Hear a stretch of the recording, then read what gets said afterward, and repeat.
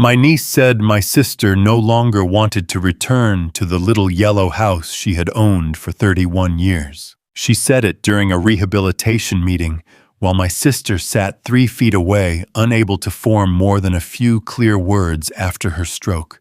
Mom understands she needs permanent care, Maren told the social worker. The house means nothing to her now. My sister Becca gripped my wrist so hard her fingernails pressed into my skin. Then she pointed at the picture board on her lap.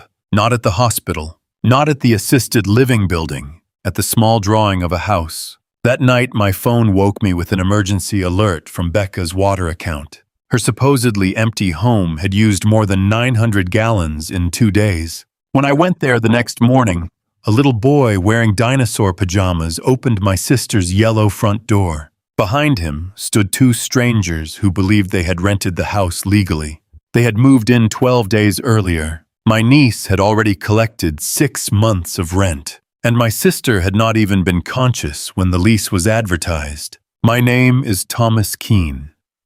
I was 66 years old when this happened, and before I retired, I spent 39 years designing and maintaining municipal water systems. That sounds less dramatic than it was. Most people never think about water pressure until nothing comes from the faucet, or something starts flooding the basement. My work taught me that serious failures rarely begin with a dramatic explosion. They begin with a small change nobody thinks matters. A pressure drop, a valve closing at the wrong hour, a meter spinning inside a building that is supposed to be empty. Ignore enough small signals and eventually the street collapses. I wish I could say I applied that lesson equally well to my family. I did not. My younger sister Rebecca, whom everyone called Becca, was 59.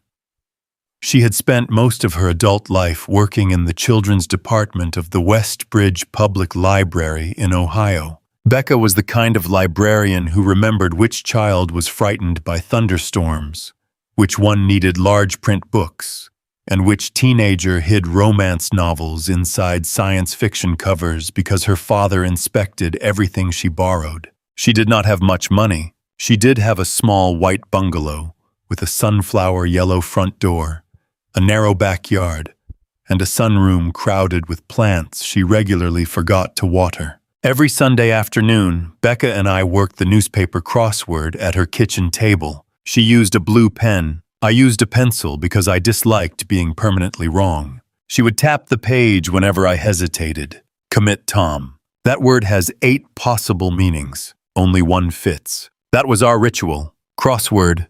Toasted cheese sandwiches. One argument about whether a celebrity's first name counted as useful knowledge. Then Maren would sometimes stop by with groceries or laundry. Maren was Becca's only child. She was 34, stylish, energetic, and good at making ordinary rooms look expensive. She owned a small home staging business that prepared houses for sale. When Maren was 8, her father died in a highway collision. For the next several years, I became the person who attended school conferences. When Becca could not leave work fixed, Maren's bicycle taught her to drive and sat in the second row at every dance recital, despite understanding nothing about dance. I loved her like a daughter. That mattered later because betrayal does not hurt most when it comes from someone you always feared. It hurts when it arrives wearing a face you once trusted completely. Maren had been struggling financially for almost 2 years, although she never admitted how badly. The housing market in our area slowed. 2 real estate agents who regularly hired her moved away. A developer failed to pay an invoice after declaring bankruptcy. Whenever I asked whether she needed help, she smiled. "I'm 34, Uncle Tom. You don't have to rescue me." I admired that answer. I also accepted it too easily. Becca worried more openly. After Sunday crossword, she would sometimes say, "Maren spends like every bad month is only visiting." I told her adults had to solve their own problems. Becca would glance toward the yellow door. "True, but sometimes they solve them with someone else's house." I thought she was making a joke. 3 months before the stroke, Becca asked me to help Maren become an authorized contact on her checking account. Not a joint owner, not someone who could empty it without oversight. Just someone who could help pay routine bills if Becca became ill. Becca had arthritis in both hands and online banking frustrated her. I went with them to the bank. The employee explained the arrangement carefully. Maren could schedule household payments and speak to the bank about recurring bills, but the account and money remained Becca's. I remember Maren squeezing her mother's shoulder. "You're going to live forever just to make this paperwork pointless." Becca laughed. 2 winters earlier, a pipe had frozen beneath her laundry room while she was visiting Maren. After that, Becca added me as an emergency contact on her water account. The city installed a meter capable of sending automatic alerts when usage suddenly rose or continued for too many hours.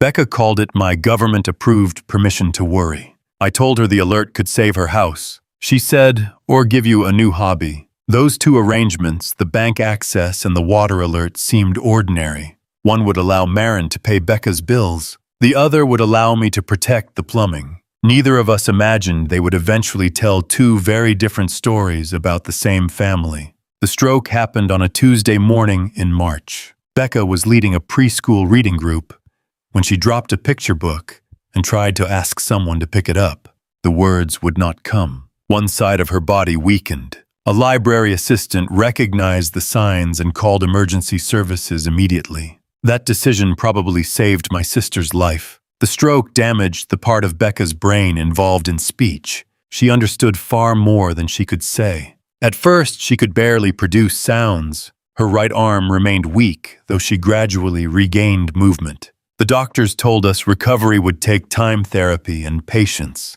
Maren cried beside the hospital bed. She held Becca's left hand and promised, "I'm taking care of everything, Mom." I believed her. For the first 2 weeks, I was grateful she took control of practical matters. Maren arranged for mail collection. She paid the utility bills. She brought Becca clothing and personal items. She spoke with the rehabilitation center about insurance. I visited every day, but I did not question what Maren handled. Partly because she was Becca's daughter. Partly because I had spent my career solving problems with plans and diagrams while hospital life seemed ruled by shifting information and tired professionals. And partly because I felt guilty. I lived 40 minutes away. Maren lived less than 10. She had been the person Becca called when she needed help opening a jar or moving a chair. I had been the person who arrived on Sunday with a crossword. That was pleasant companionship.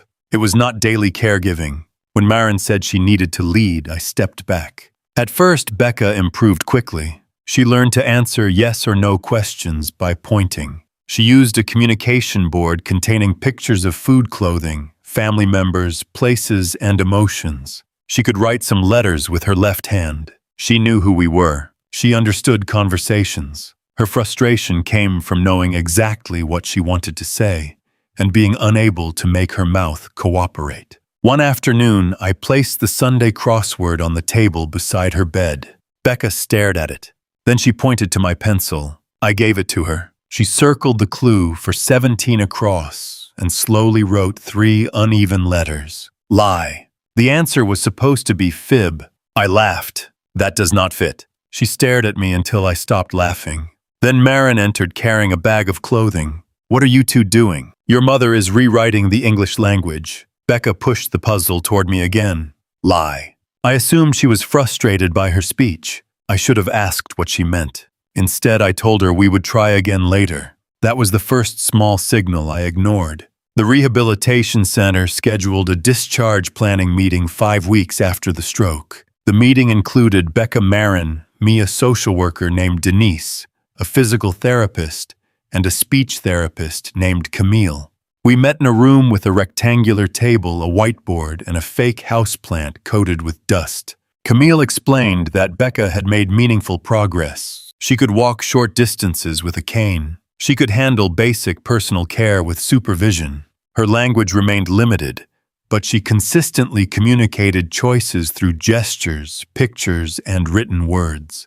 Denise discussed options. Becca could return home with daily support and several safety modifications. She could temporarily stay with family, or she could move to an assisted living community while continuing therapy. "We should remove the house option," Maren said. Denise looked at her. "Why?" "The house isn't safe." I turned toward Maren. "What happened to it?" "There's mold in the basement." The back steps are loose. The bathroom is too narrow. Mom knows it isn't realistic. The bathroom had been widened 7 years earlier after Becca's knee surgery. I had helped supervise the work. The bathroom is accessible, I said. Not for her current condition. Has someone inspected it? A contractor looked at it. Which contractor? Maren sighed. Uncle Tom, please don't turn this into a municipal project. I asked a simple question. And I'm telling you, the house is not appropriate. Denise placed a hand on the folder in front of her. Has Rebecca expressed a preference? Maren answered before anyone else. Mom doesn't want to go home. Becca made a low sound. Maren touched her arm. I know it's hard, Mom. Becca pulled away. Camille placed the communication board in front of her. On one row were pictures representing home facility, Maren's house, Thomas's house, and unsure. Rebecca Camille said, "Where would you prefer to live when you leave rehabilitation?" Becca immediately pointed to home. Maren shook her head. She associates that picture with comfort. It doesn't mean she understands the risks. Becca pointed again. Home. Then she gripped my wrist. Her eyes filled with tears. "Oh," she said. The sound was rough but unmistakable. Home. I looked at Maren. She avoided my eyes. Denise said the team would need more information about the house before making a recommendation. Maren crossed her arms. "You are encouraging false hope." "No," I said. I am listening to her. She cannot understand everything involved. Camille spoke calmly. Rebecca understands the question. She has answered the same preference consistently in therapy. Maren's face tightened. She told me privately that she wants assisted living. How I asked. She nodded. To what exact question? Do you really want to cross-examine me in front of Mom? Becca slapped the table with her left hand. Everyone became quiet. She pointed at Maren, then at the picture of her house. Then she shook her head hard.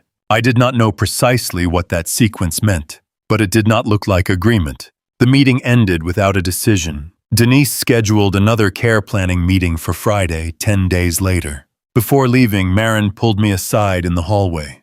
"You're making this harder." "For whom?" "For Mom. She said she wants to go home." She pointed at a cartoon. She said the word. She said half a word. I stepped closer. "What is happening at the house?" "Nothing." "Then give me the contractor's name." "I don't have it with me." "Send it later." Maren lowered her voice.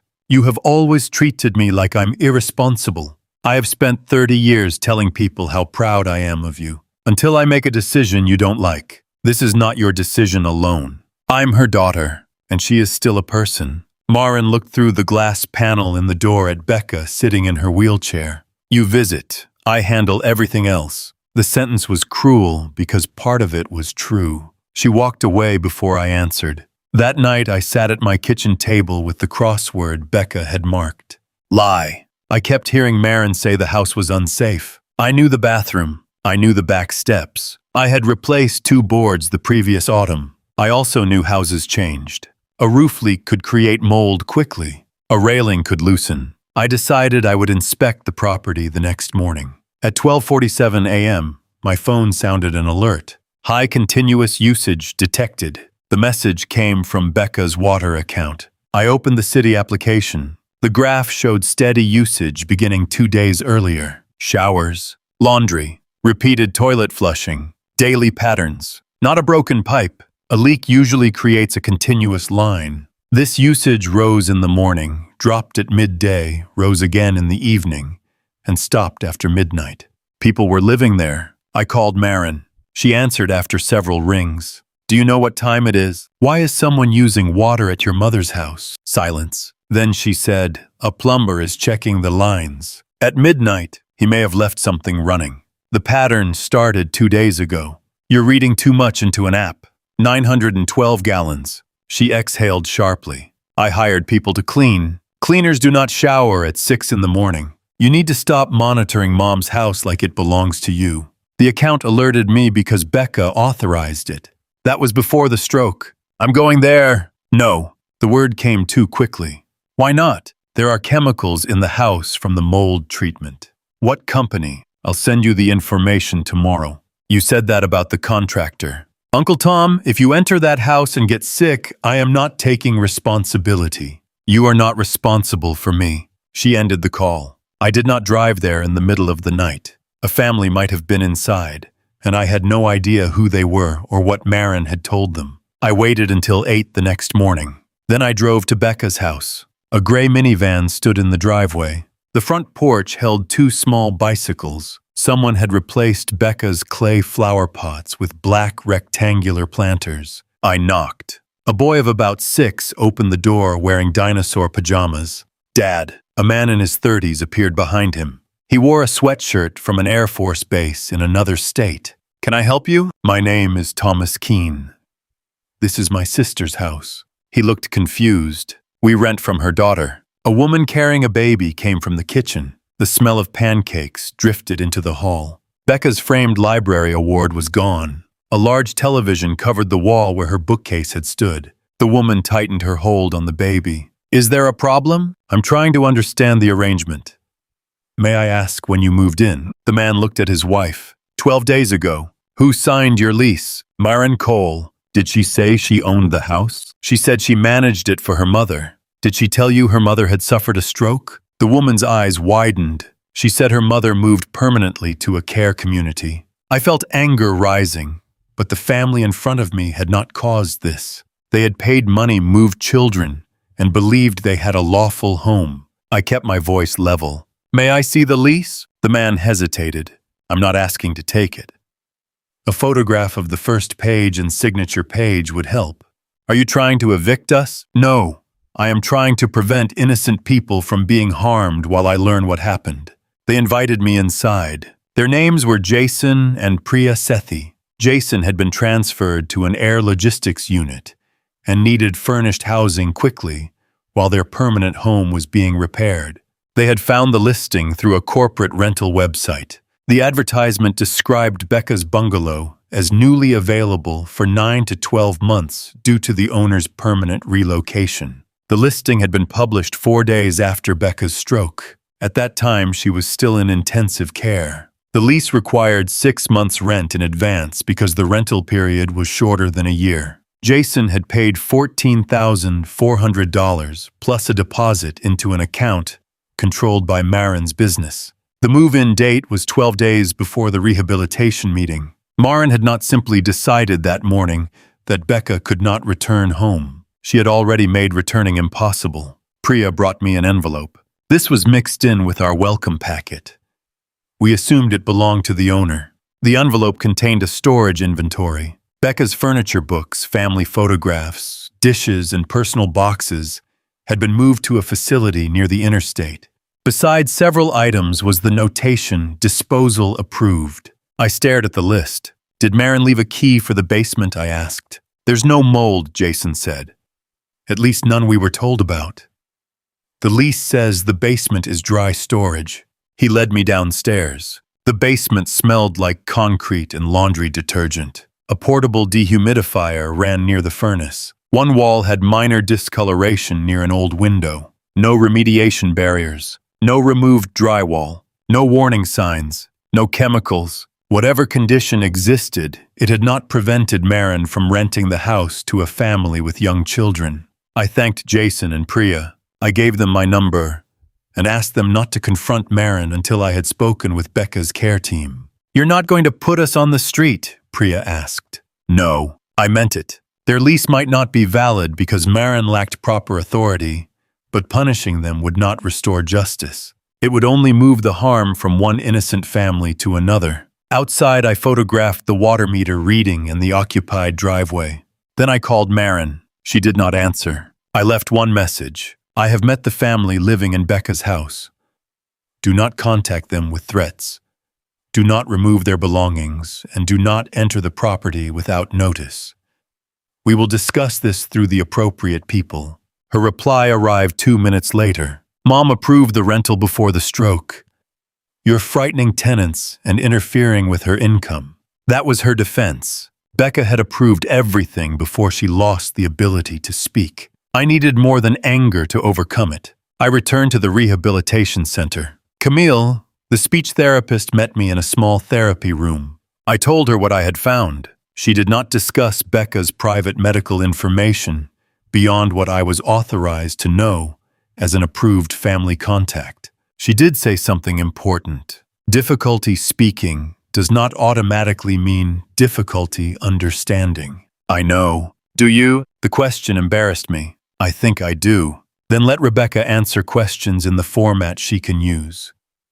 Do not fill the silence for her. Camille brought Becca into the room. I placed photographs of the house on the table. The yellow door, the minivan, the bicycles, the unfamiliar planters. Becca stared at them. Her breathing quickened. She pointed at the minivan and looked at me.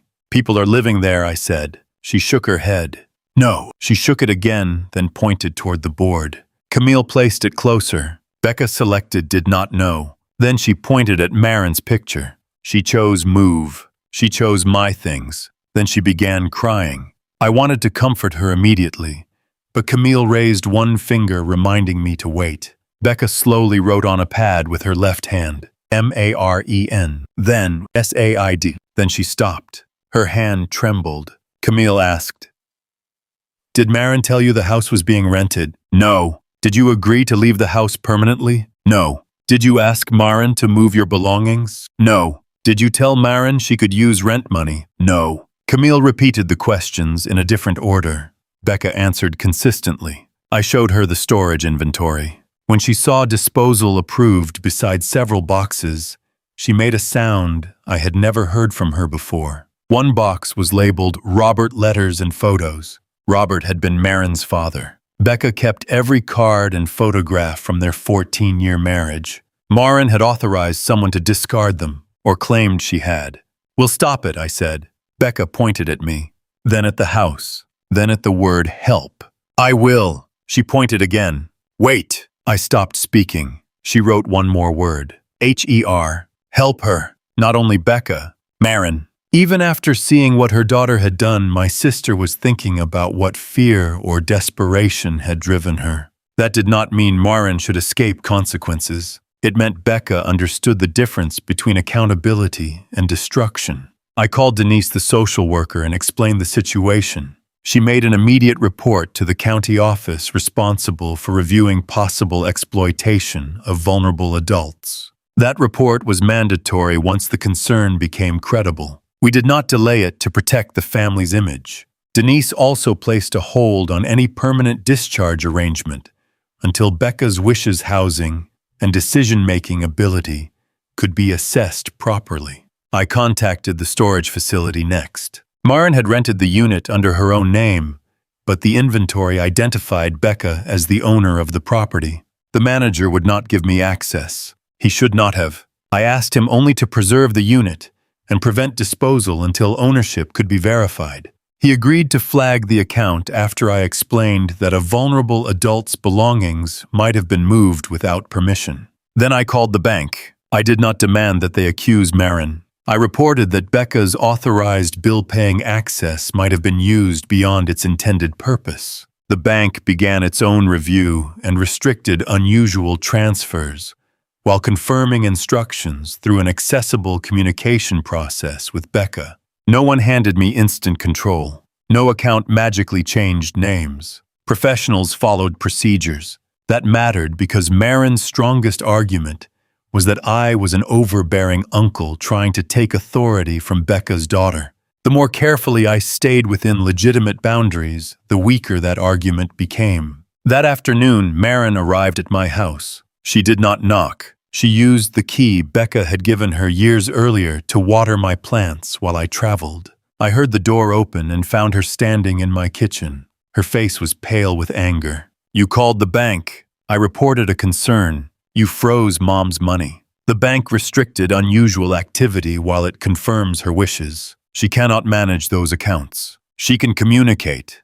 Through pictures. Yes, you are letting strangers turn her against me. No one forced you to rent her house. She approved it. Show me. I don't owe you private conversations with my mother. You told the tenants she had permanently relocated 4 days after her stroke. Maren flinched. Only slightly. She had discussed assisted living before. When, after her knee surgery, 7 years ago, she said she didn't want to become a burden. That is not permission to empty her home while she was unconscious. Maren walked to the kitchen window. For a moment, she looked like the girl who used to stand there after scraping her knee, refusing to cry because she wanted me to believe she was brave. Then she turned. "You have no idea what I was dealing with. Tell me." Her house needed work. Rehab was expensive. My business was collapsing. I was paying her bills, my bills, storage, everything. Using her money. Using money from her property for her care. How much of the rent reached her account? Maren looked away. "How much?" "I covered expenses." "What expenses? Do you want receipts?" "Yes." She laughed once bitterly. "This is what you do. You turn people into systems. You think every human problem has a meter and a record. And you think calling something complicated makes the money disappear." Her expression hardened. "I saved that house from sitting empty." "You made it empty." She could not live there. She had not even begun rehabilitation. I knew what was coming. "No, Maren. You decided what was coming because you needed the answer." She stepped closer. "You think I wanted this. I think you wanted several things at once. To solve your debt. To avoid caring for your mother. To convince yourself the house was already yours. She always said it would be mine. Eventually is not today." Maren's eyes filled with tears, but her voice remained sharp. "You never had children. You don't understand what it's like to become the parent of your own parent." That sentence landed where she intended. I had not lived her daily life. I had not received every worried phone call. I had not watched Becca's arthritis worsen. I had not lost business while driving to appointments. But exhaustion did not create authority over another person's home. "You should have asked for help," I said. "I did." "When?" "Every time I told you I was overwhelmed. You told me you were fine. Because when I admitted one problem, you gave me a lecture about planning." I thought back to our conversations. She was not entirely wrong. I often answered emotion with instructions. Budget, schedule, document, prepare. Perhaps Maren had tried to tell me she was drowning, and I had offered better swimming technique. That was my failure. The lease was hers. "You needed support," I said. "You took control. What happens to the family and the house?" "I'm arranging a fair transition." "You have no right." "Neither did you." Maren picked up her handbag. "Mom will tell everyone I approved it." "Then let her tell them. She can barely speak." "Exactly." Maren's face changed. She understood what she had revealed. Her defense depended on Becca remaining difficult to hear. She walked out. I changed the lock after she left. Not because I feared violence, because access should follow trust, and ours had changed. The next morning I met with Jason and Priya. I told them the lease was disputed. I explained that Becca wanted to return home and had not authorized the rental. Jason looked sick. "We paid everything we had set aside for housing." "I know." I offered them 2 options. They could remain temporarily while the matter was resolved, understanding that Becca might need the home soon. Or I would personally cover a short hotel stay and work with their relocation coordinator to find another furnished rental. I would not promise reimbursement from Maren because I did not control her money. I promised only what I could provide. Priya began crying. "This isn't your responsibility." "No," I said. "But you entered the house because someone used my sister's situation to convince you it was available. I can help reduce the damage while the legal questions are reviewed." They chose to relocate. Jason's employer found another furnished house within 6 days. I paid for their hotel and moving truck from my savings. It cost less than the amount I had spent helping Maren start her business. The difference was that Jason and Priya had not deceived anyone. Before they left, Jason sent me copies of every message he had exchanged with Maren. One changed everything. The message was dated 2 days after Becca's stroke, while she was sedated in intensive care. Maren had written, "The owner will not be returning.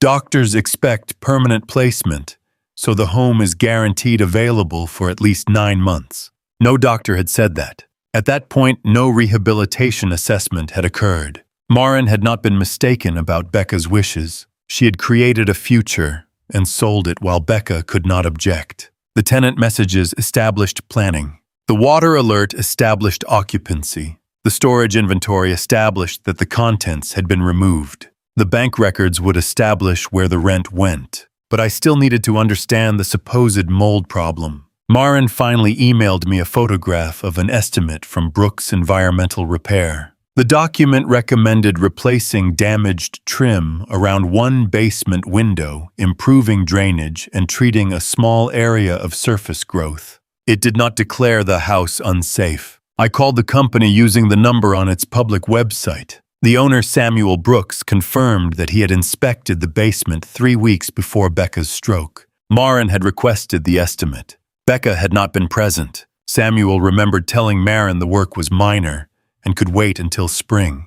He agreed to provide an accurate copy of his estimate and, if requested through the proper process, explain what he had observed. Why had Maren ordered an inspection before the stroke? That question led to the oldest layer. I returned to Becca with a calendar. With Camille's help, we went through the month before her hospitalization. Becca pointed to the day Maren brought Samuel Brooks to the house. Then she wrote, SELL. Maren wanted you to sell. Yes. You said no. Yes. Did she ask about renting? Yes. You said no. Yes. Becca tapped the calendar hard. Then she wrote another word, DEBT. Maren had told her about money problems. Not all of them. Enough that Becca became frightened. She had refused to sell or rent the house. 3 weeks later, she suffered the stroke. 4 days after that, Maren listed it anyway. Becca had seen the betrayal forming before I did. That explained the crossword. Lie. She had not been describing her speech. She had been trying to warn me. I sat beside her bed. I'm sorry. Becca shook her head. Yes, I said. I should have asked. She reached for my hand. Then she pointed to the crossword on the bedside table. Commit. That had always been her word to me. Stop circling the answer. Write it down. The county assigned an investigator named Lila Vargas to review the possible exploitation. Lila had no interest in our family mythology. She did not care that I had changed Maren's diapers, paid for her college textbooks, or danced with her at her wedding. She asked what Becca owned, who had access, what had been moved, what money had changed hands, what Becca wanted now.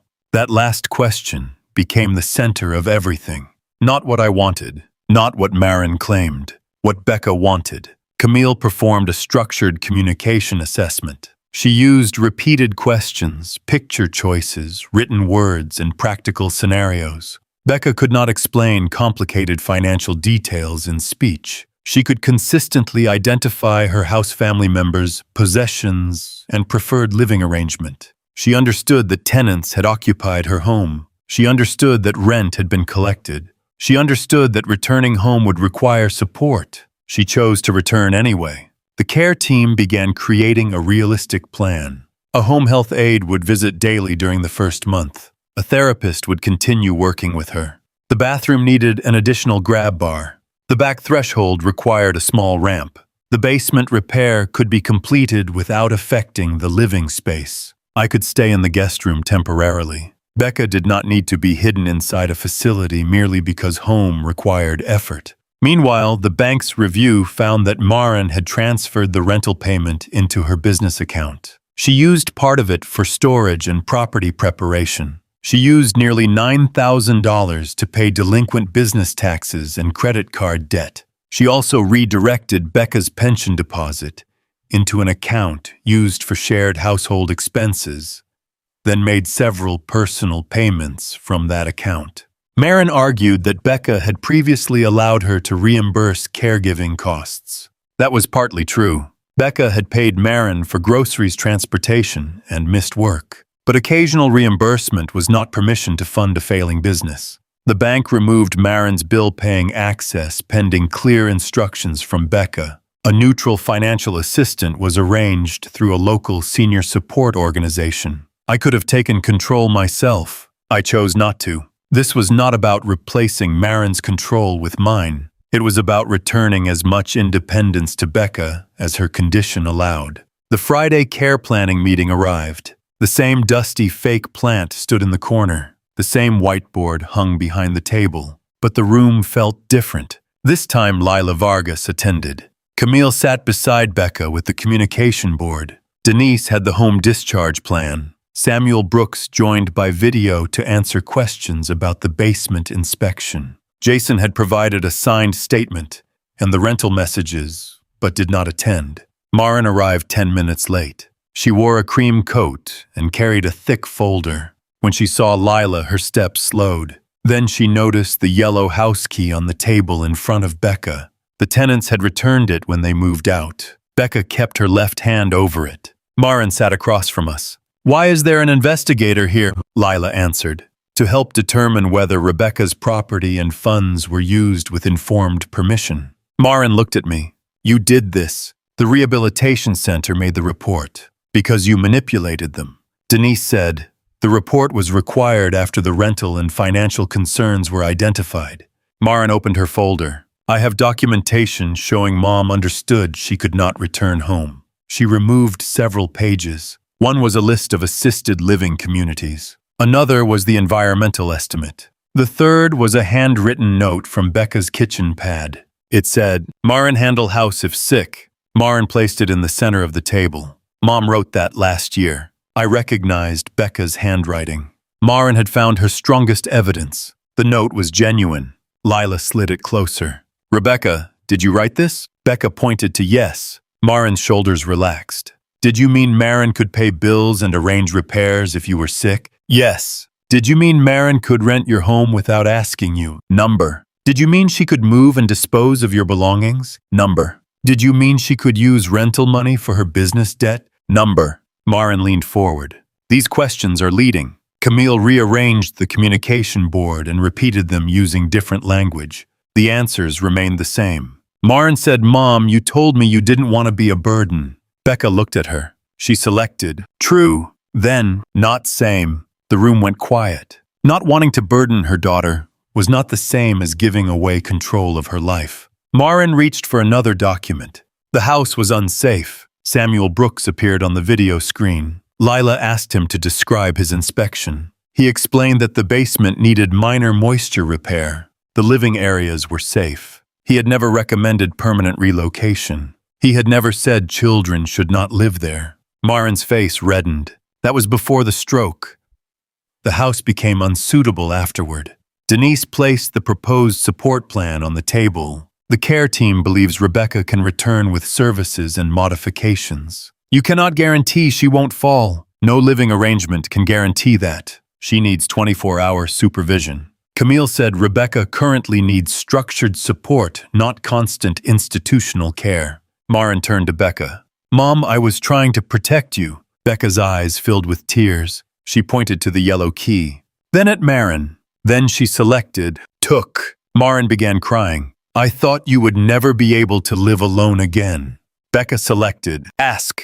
You couldn't answer me. Becca selected, wait. That word settled over the room. Wait. Maren had asked questions when Becca was sedated, frightened, or unable to produce fast answers. Then she treated silence as permission. I placed Jason's printed message beside the kitchen note. The rental was offered 2 days after the stroke, I said. You told the tenants Becca would never return before any doctor or therapist had made that recommendation. Maren wiped her cheeks. I needed the money to keep everything from collapsing. Your business, my life. And you decided her home was the part of your life you could sell. I was going to repay it. When the market improved, you collected 6 months in advance. Because the tenant offered. You required it. Maren looked at Lila. You're acting like I robbed a stranger. She is my mother. That house will come to me eventually. I had heard her say versions of that before. Not that clearly. Becca heard it too. Her hand closed around the key. I said, you kept calling the house empty because you needed everyone to stop seeing the woman who still owned it. Maren stared at me. No one raised a voice. No one slammed the table. The reversal happened through small movements. Denise turned the discharge plan toward Becca. Camille placed a pen beside it. Lila closed the folder containing Maren's claimed authority. The yellow key remained under Becca's hand. Maren's imagined future, the house, the rent control of the accounts, the right to define her mother's wishes did not vanish through one magical order. It vanished because every professional in the room stopped treating her version as the default. Lila explained the next steps. The financial activity would be reviewed further. Maren would no longer manage Becca's accounts or property. Any repayment or civil agreement would occur through formal mediation or other appropriate proceedings. The county would continue monitoring Becca's safety during the transition home. The rehabilitation team approved a discharge date for the following week. Maren shook her head. "You're sending her home with him." Becca slapped the table. Then she pointed at herself. "Home, not with him. Her home." I smiled despite everything. Maren saw it. For the first time in months, perhaps years, someone had corrected the story immediately. Becca was not being sent anywhere by me. She was choosing. The meeting ended. Maren remained in her chair after everyone else stood. Becca looked at her daughter for a long time. Then she moved the communication board between them. She selected love. Maren covered her mouth. Becca selected no trust. Then, now, love, no trust, now. It was the most honest sentence spoken that day. Maren whispered, "Can I visit you?" Becca selected later. Maren nodded. She walked out alone. Becca returned home 6 days later. I stood beside her at the bottom of the front steps. The new ramp followed the side of the porch. Her cane trembled slightly against the pavement. The yellow door had been cleaned, but Priya's little boy had left a dinosaur sticker near the bottom. I asked Becca whether she wanted me to remove it. She shook her head. Inside the house looked bare. Some furniture remained in storage while ownership was verified. A few items had already been sold. Maren had approved the sale of Becca's dining set, an antique floor lamp, and several boxes of books. Most painful was the missing box of Robert's letters and photographs. The storage company's records showed that Maren had removed it personally. She later claimed she thought Becca wanted the painful memories gone. No one believed that explanation. Several weeks later, Maren returned the box. It had been in her garage. Nothing inside was missing. That did not restore trust, but it prevented one wound from becoming permanent. The financial consequences took months. Maren agreed through mediation to repay the money she had used personally. She sold her business equipment and moved into a smaller apartment. Her staging company closed. The county's review concluded that she had misused caregiving access and her mother's funds, though the final resolution focused on repayment oversight and protecting Becca rather than seeking the harshest possible punishment. I did not ask anyone to spare Maren because she was family. I also did not demand a consequence designed only to humiliate her. Becca wanted her money returned. She wanted her daughter out of her accounts. She wanted time. She received those things. Whether their relationship could be repaired was not something an investigator or mediator could order. For the first 2 months, Maren did not visit. She sent cards. Becca placed them unopened in a kitchen drawer. I stayed in the guest room and learned that caregiving was more exhausting than I had allowed myself to understand. Becca needed help preparing meals, organizing medication, practicing speech exercises, and getting safely into the shower. She sometimes became furious when a word would not come. She would throw the communication board across the room. Then 5 minutes later, she would point at it, because she needed the word for tea. I learned to wait. Not forever, not passively, but long enough for her to finish being a person rather than a problem I was eager to solve. Camille had been right. I filled silence too quickly. I had done it before the stroke, too. Whenever Becca or Maren expressed fear, I responded with instructions. Sometimes people need a plan. Sometimes they need 1 minute in which nobody replaces their unfinished sentence. The Sunday crossword returned to the kitchen table. At first, Becca could complete only a few answers. I read the clues aloud. She pointed to letters. We argued about possible words using gestures and badly drawn pictures. The process took hours. It was the most patient work I had ever done. One Sunday, the clue was, place where one belongs. 4 letters. Becca looked toward the yellow front door. Then she wrote, Home. I picked up my pencil. That seems too obvious. She tapped the paper. Commit. I wrote it down. 6 months after Becca returned home, Maren asked to visit. Becca agreed to 20 minutes. Maren arrived carrying toasted cheese sandwiches from the diner where the 3 of us used to eat after Maren's dance recitals. She did not bring flowers. She did not bring paperwork. She sat across from her mother and apologized without defending herself. I was scared, she said. My business was failing. Your stroke made everything feel temporary, and I treated your life like it belonged to whoever could act fastest. Becca listened. Maren continued. I kept telling myself I was protecting the value of the house. I was protecting myself from admitting I had failed. Becca pointed to the word board. Hurt. I know. Time. I know.